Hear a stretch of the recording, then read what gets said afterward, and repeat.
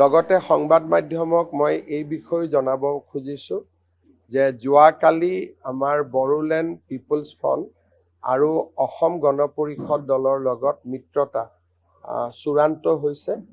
মিত্ৰতাৰ যিটো ষ্ট্ৰাকচাৰ আমি নতুন দিল্লীত আমাৰ ৰাষ্ট্ৰীয় নেতৃত্বৰ পৰা অনুমোদন পোৱাৰ লগে লগে আমি ঘোষণা কৰিম।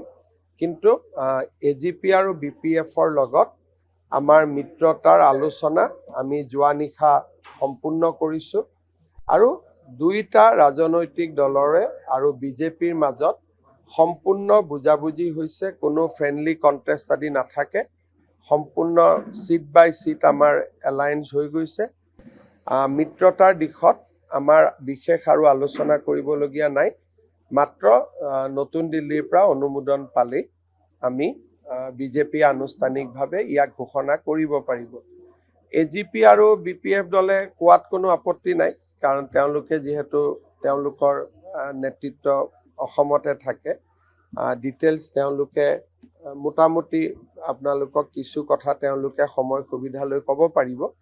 কিন্তু মই তেওঁলোকক অনুৰোধ কৰিছোঁ যে চিটবিলাকৰ নাম এতিয়া ক'ব নালাগে, যেতিয়ালৈকে নেকি আমি দিল্লীৰ পৰা অনুমোদন নাপাওঁ। এনেই মোটামুটি কোৱাত কোনো আপত্তি। সংখ্যাটো অসম গণ পৰিষদৰ লগত যোৱাবাৰৰ সমানে এটা দুটা আগপিছ কৰি আমাৰ হৈ গৈছে। বিশেষ আমিও প্ৰেছাৰ পোৱা নাই, অসুবিধা পোৱা নাই আৰু তেওঁলোককো আমি কষ্ট দিয়া নাই। আৰু BPF দলৰ ক্ষেত্ৰতো আমাৰ সুন্দৰভাৱে বুজাবুজি হৈ গৈছে।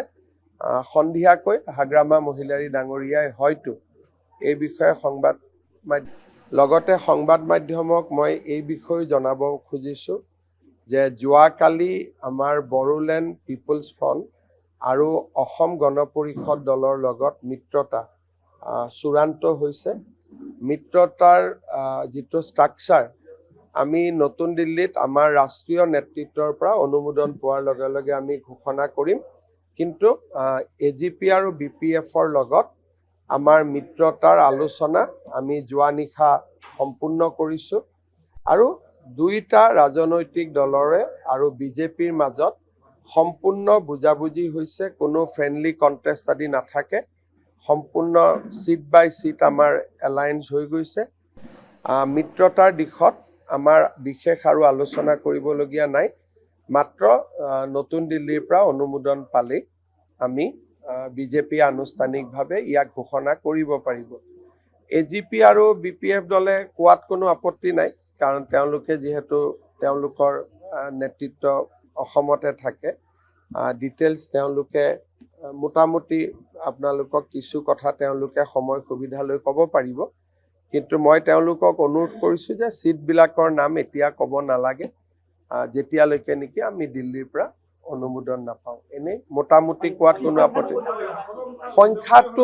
সংখ্যাটো অসম গণ পৰিষদৰ লগত যোৱাবাৰৰ সমানে এটা দুটা আগপিছ কৰি আমাৰ হৈ গৈছে। বিশেষ আমিও প্ৰেছাৰ পোৱা নাই, অসুবিধা পোৱা নাই আৰু তেওঁলোককো আমি কষ্ট দিয়া নাই।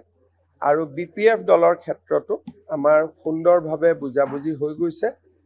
সন্ধিয়াকৈ হাগ্ৰামা মহিলাৰী ডাঙৰীয়াই হয়তো এই বিষয়ে সংবাদ মাধ্যমক ক'বও আৰু ইমানতে আমাৰ হৈ গৈছে।